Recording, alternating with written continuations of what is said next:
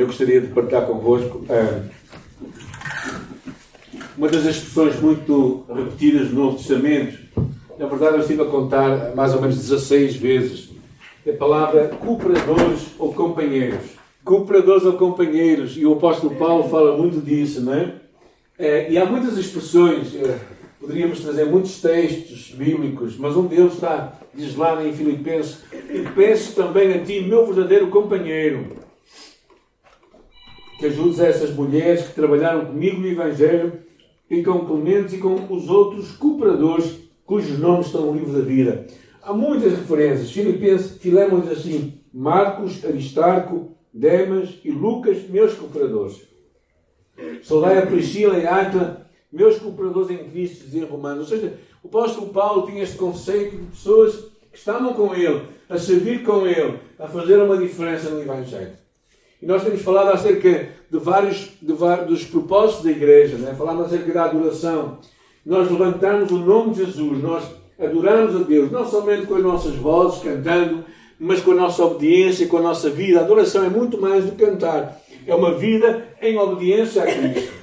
Depois falamos acerca da importância da comunhão, que tu e eu pertencemos um ao outro. Nós somos igreja. Nós somos o corpo de Cristo. A Bíblia não diz eu sou o corpo de Cristo. A Bíblia diz nós somos o corpo de Cristo. Então a experiência da igreja é uma experiência de comunhão, tal como Deus também é um Deus que está em comunhão, desde o princípio do mundo. Ele disse: façamos o homem à nossa imagem. Para quem ele estava a falar? Não era para os anjos. Estava a falar a Trindade entre si. Era um trabalho de comunidade.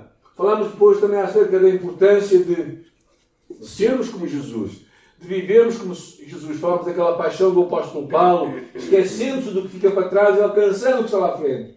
E ouvimos uma excelente mensagem do pastor João, num domingo pela manhã, acerca da importância de alcançarmos o nosso próximo. Mas hoje vamos falar do único propósito que faltou falar, que é o serviço. E eu falo aqui serviço, uma forma de amar. Ok, vocês percebem a imagem, não é? Servir é uma forma de amar. E o apóstolo Paulo fala muito disso, não é? Esta expressão de que os outros eram cooperadores com ele, isto é visto em muitas partes. Ou seja, no Evangelho e no serviço a Deus, de alguma forma, não há homens, nem mulheres, nem estrangeiros ou nacionais. São todos envolvidos no ministério que Deus estava a fazer. E uma das pessoas que nós vamos analisar hoje é uma pessoa que a Bíblia fala muito pouco. Um homem chamado Arquipo. Já ouviram falar dele? Se calhar nunca leram, assim, passou muito rápido, não é? Na verdade, só aparece em 2 versículos na Bíblia. E este, no livro de Colossenses 4,17, não é 1, 4,17, e no livro de Filémon 2. E diz assim aqui, uma palavra muito, muito interessante, que Deus ficou muito na minha vida, numa fase da minha vida, esta palavra falou muito. Diz: dizei a Arquipo, cuida do ministério que recebeste do Senhor para o cumprir. Então, este versículo é muito cheio de conteúdo. Parece, é muito curto, certo? Primeira coisa, diz, como é que começa o versículo? Dizer. Quem tinha que dizer? A igreja, em Colossenses. A igreja de Colossenses tinha uma obrigação, tinha algo que era um imperativo. Na verdade, está no imperativo, né? Dizei. Tinha de comunicar algo. Tinha que expressar a vontade de Deus a este homem chamado Arquipo. Ou seja, Deus já tinha se calhar falado ao coração dele, mas ele tinha sido tardio em responder. Ou relaxou, ou achava que não era capaz. E então Deus pede que alguém se levante em seu nome e que inste com o Arquipo, que o abane, que o faça despertar. Por isso esta carta, é curioso, uma carta, imagina, isto é uma carta pública para a igreja. Era como se Paulo escrevesse aqui à igreja, não é? E nós estávamos a ler a carta e diz assim: dizei! Dizei! Ou seja, era algo que ao mesmo tempo é também um bocadinho incomodativo, se calhar, não? Mas tal era a urgência daquela mensagem.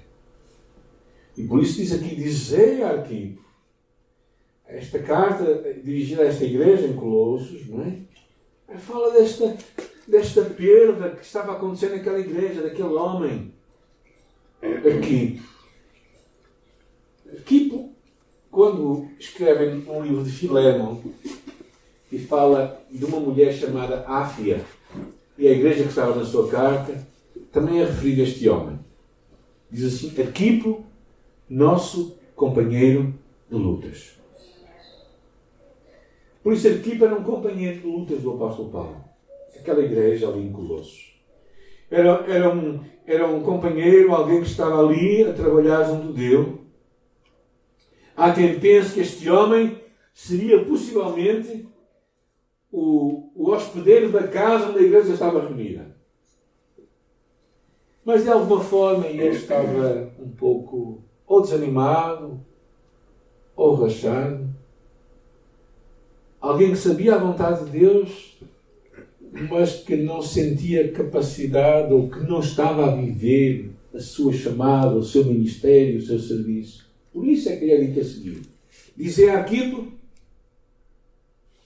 cuida. Esta expressão é, claro, uma chamada de atenção. Não é? Ou seja, basicamente era: Arquipo, o que é que estás a fazer com a tua vida? Como é que estás a entregar o teu tempo a Deus? O que é que estás a fazer com os teus dons? Como é que estás a exercer o ministério que Deus te confiou? Estás a relaxar-te? Perdeste a paixão que antes tinhas pela pessoa do Senhor? Há tanta necessidade aí na igreja, em Colossos, e tu não te comoves, tu não fazes nada. E quando ele fala cuida, faz claro lembrar aquelas palavras que foi dito aos anciãos em Éfeso, quando diz: cuidai de vós e de todo o rebanho. Ou seja, basicamente o que ele estava a falar de cuidar tinha a ver com que, bem, não deixes que nada te remova daquilo que Deus tem para ti. Ou seja, levanta-te. É necessário que tu resplandeças em ti a glória de Deus. É necessário que tu vivas este Evangelho. Cuida do Evangelho. Este companheiro do apóstolo talvez estava desanimado. E, claro, haverá muitas razões. Não é? Porquê é que as pessoas deixam o ministério? Bem, porque uma vez foram mal compreendidas e alguém fez uma coisa que elas não gostaram. Ou porque ficaram cansados da pressão. As pessoas às vezes, lembro de algumas que chegaram aqui à igreja, até um casal que falou comigo, que estava vindo do Brasil, estava muito envolvido lá na igreja, estavam arrebentados, como se diz em português, estavam cansados. Há outros que basicamente deixam que os cuidados do mundo, da ocupação da vida, filhos, trabalho, formações e muitas coisas, vão tomando a sua vida e o ministério vai ficando ali para o lado. Ou então, alguns também ficam desanimados. Ficaram aqui com tanto coração e ninguém reparou. Ou só falam mal. Ninguém bate as palmas quando as coisas são bem feitas, só dizem quando as coisas estão mal feitas. E por isso desanimam e desistem. Se é assim, nunca mais vão fazer nada. E depois aquela amargura vai ficar no seu coração e basicamente eles desistem. Não sabemos o que é que levou Arquipo a tomar esta decisão. Só sabemos que parece que ele estava, como se costuma dizer, de malas feitas e não queria ter nada a ver com aquilo. E por isso, Paulo fala à igreja: dizei a Arquipo, cuida do ministério. O que é o ministério? É o serviço. Não é? Na verdade, nós às vezes, quando falamos do ministro das finanças, por exemplo, o ministro deve ser o nosso servo.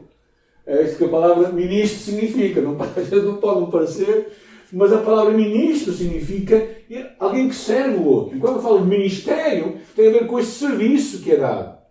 Ou seja, Deus, ele tinha um ministério, ele tinha uma oportunidade para servir a Deus, de acordo com os seus dons, capacidades, talentos, o que seja. E, basicamente, aquilo que Deus lhe tinha confiado, a vida, o tempo, os recursos, o dinheiro, Arquipo estava basicamente deixado lá no cantinho. E aquilo incomodou o apóstolo Paulo. Cuida do ministério que... De quem? Do Senhor. Paulo aqui mete o dedo na ferida. É Deus que nos confia o ministério. Talvez o líder da igreja nos peça alguma coisa, mas se tens um ministério, E se tu sabes que Deus te confiou, tu não deves deixá-lo enquanto Deus não te retire. Ou seja, Deus confiou o ministério. É Deus que deu aqui para este ministério. Não foi o pastor, não a igreja. Claro que eles podem reconhecer os pastores. Claro que podem dar oportunidade para servir. Mas em última análise é Deus a quem todos nós iremos prestar contas. Ou seja, na verdade as razões podem ser muitas. Mas eu acredito que a única razão plausível pela qual nós podemos deixar o ministério, quando o Deus que nos confia o ministério, nos retira aquele ministério.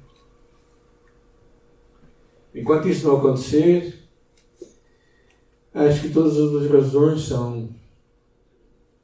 são coisas que às vezes nos vão separando e desviando do que Deus nos confia. Estas razões, este deixar-nos brilhar o ministério que Deus nos confiou, esta oportunidade para servir a Deus, para servir a igreja, para tocar na vida de pessoas, para influenciar, para sermos usados por Deus, é tão urgente que nós não deveríamos deixar. Acho que uma das coisas também às vezes pode ser o nosso medo, o nosso receio de não conseguirmos, pode ser o nosso desânimo por falta de resultados.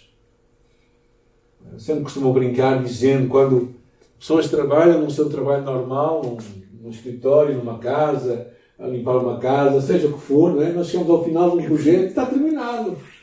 Mas quando tu trabalhas com pessoas, tu nunca terminas. Porque os problemas são sempre diferentes e os desafios vão ser os maiores. E claro, muitas vezes neste caminhar nós vamos deixar, às vezes, contendas também. Às vezes os que os outros falam de nós. Conta-nos uma história engraçada.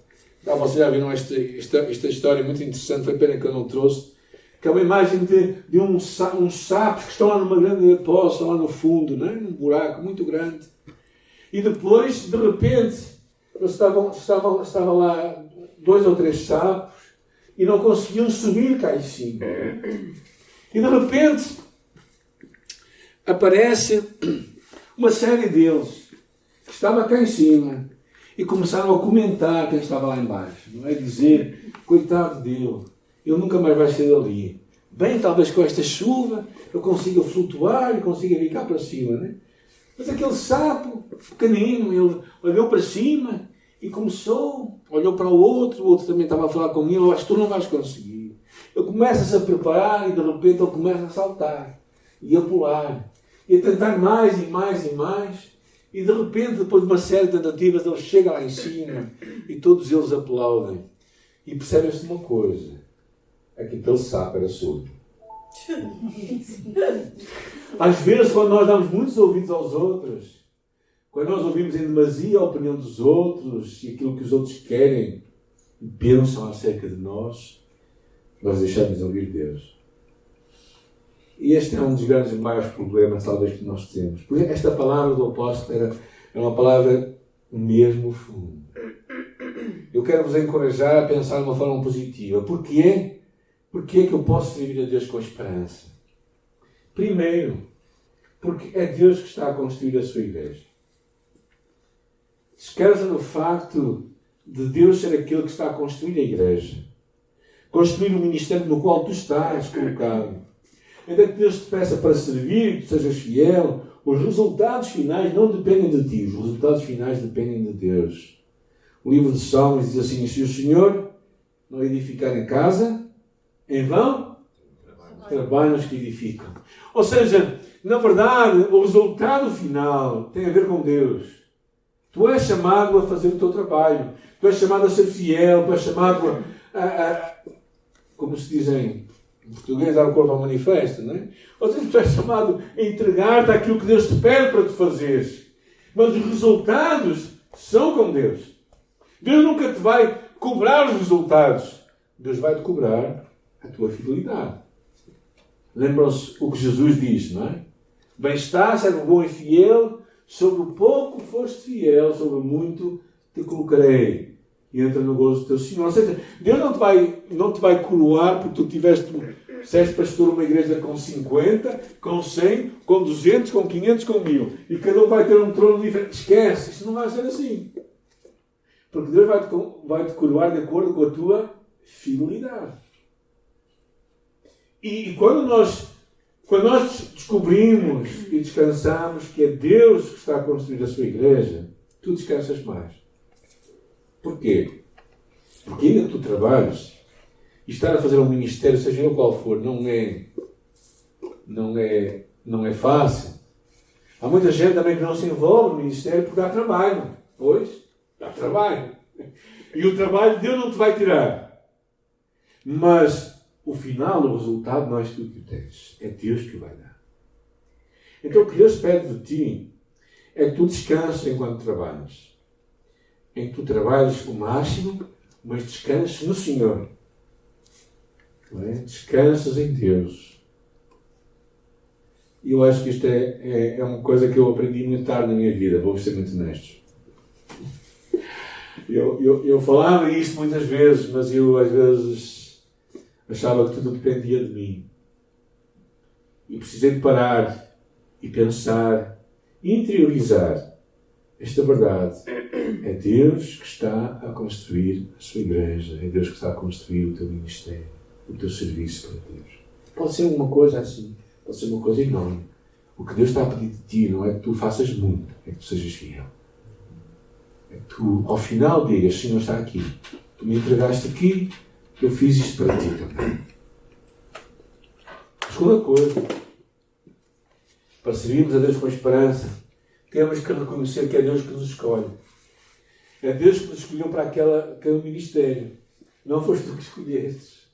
Ou seja, não és tu que te propuseste para o cargo, para a função. Tu tens uma convicção na tua alma que Deus te chamou. O livro de João diz assim: não me escolhestes vós a mim, mas eu vos escolhi a vós e vos nomeei para que vades e deis fruto, e fruto que permanece.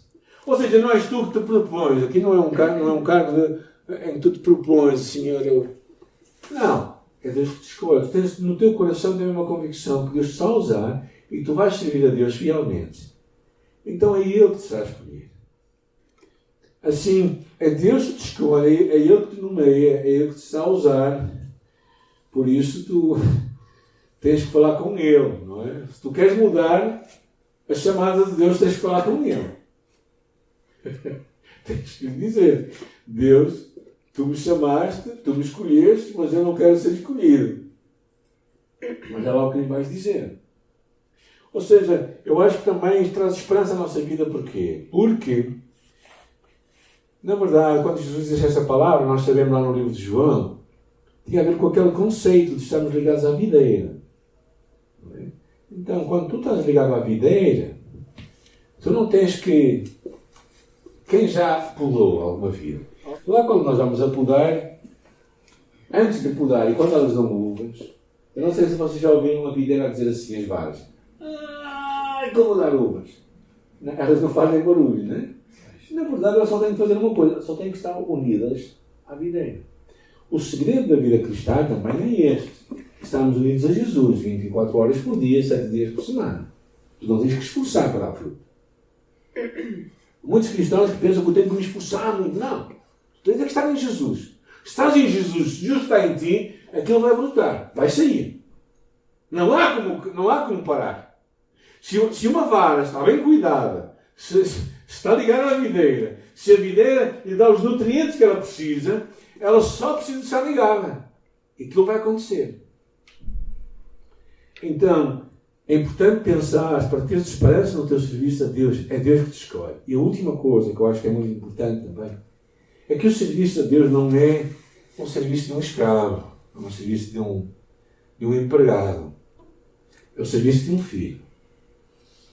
E para mim fez-me lembrar claramente a história do filho pródigo, quando ele volta para casa com aquela proposta: pai, eu vou voltar para casa, mas eu não vou ser o teu filho, eu vou ser o teu criado.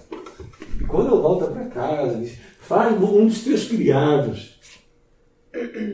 E o pai diz que o abraça, lança-se ao pescoço e o beija.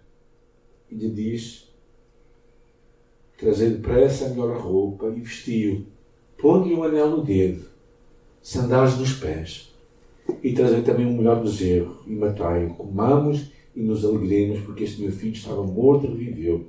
Estava perdido e foi achado. Ou seja, aquele jovem que estava a voltar para casa, ele não tem que servir como um escravo. Ele é um filho. E tudo o que ele faça para o pai é o trabalho de um filho que ama o seu pai. É curioso, do outro lado da história encontramos um outro filho. No curso de graça nós falamos muito disto. O filho mais velho. O filho mais velho que diz: pai, eu servi-te toda a minha vida como um escravo. E tu não me deste nada. E o pai lhe diz: filho, tudo o que eu tenho é teu. Não descobriste isso?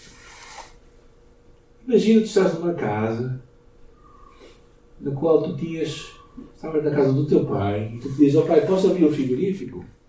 Posso tirar comida?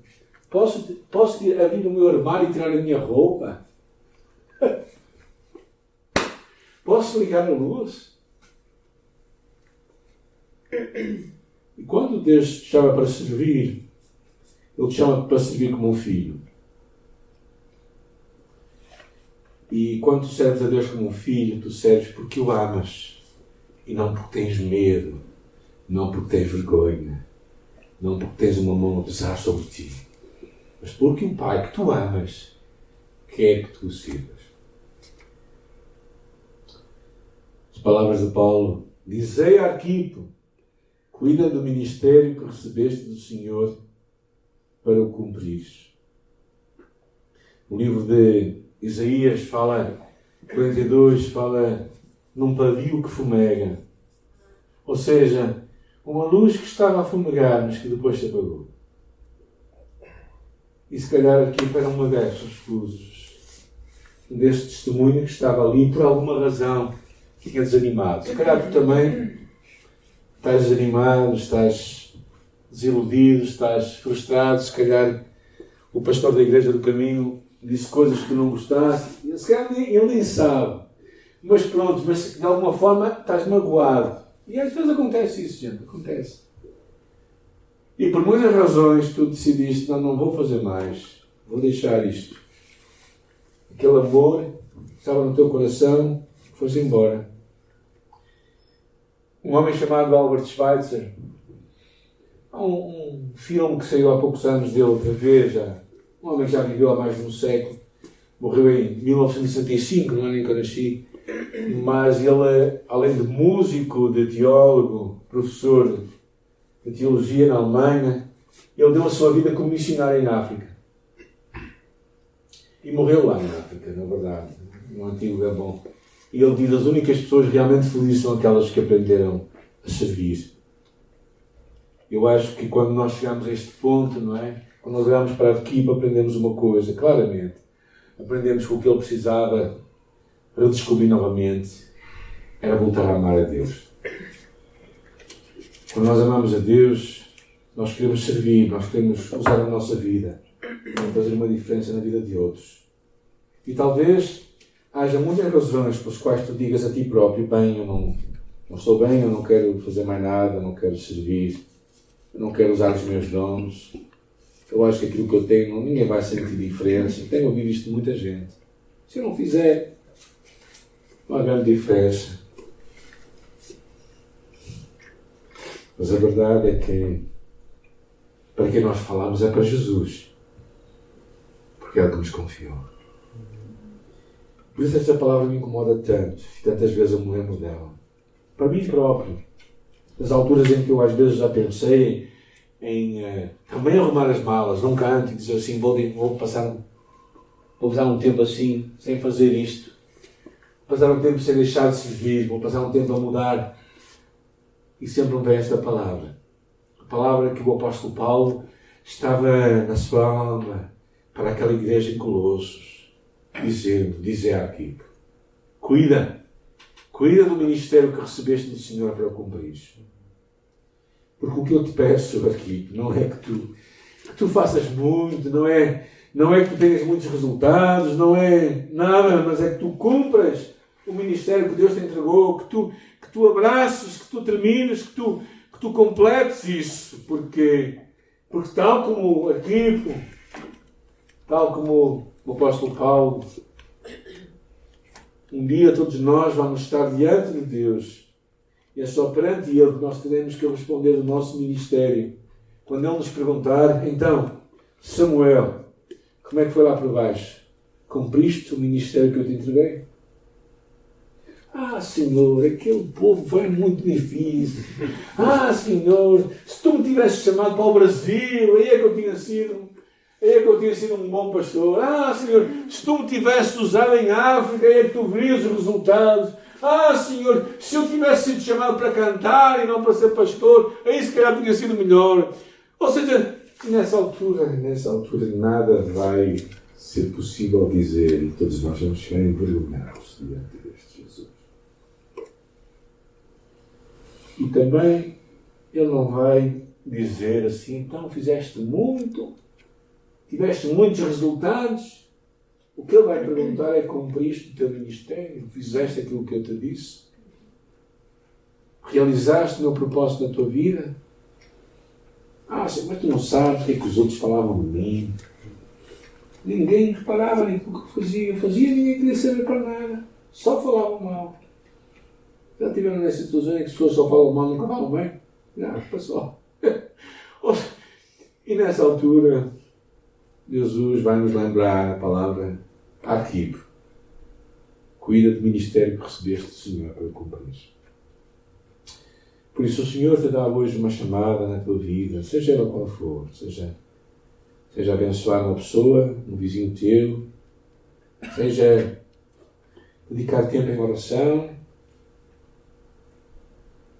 seja partilhar a tua fé com alguém com quem tu estás, seja cuidares das boas-vindas a quem está aqui na igreja, não é? Ou seja, cuida do ministério que recebeste do Senhor para cumprir. Porque é isso que Deus pede de ti e de mim. E o ministério não é o ministério do pastor, não é o ministério do grupo Louvor, nem do pessoal lá da adoção. É o ministério que é o serviço que nós temos uns aos outros. E a nossa chamada é só cumprir esse ministério. Porque quando tu cumpres o teu ministério, há uma diferença que acontece. Às vezes nós pensamos que as grandes coisas é que são importantes. Sabe uma coisa das mais importantes aqui na igreja? É que alguém despeje os caixotes de lixo todas as semanas. Particularmente algum lixo que está numa sala ali aqui. Ou seja, os pais sabem do que é que eu estou a falar. Particularmente se têm filhos pequenos. Ou seja, o ministério não é grande nem pequeno, é cumprir a tua chamada. E Deus vai usar a tua vida para a bênção de Deus.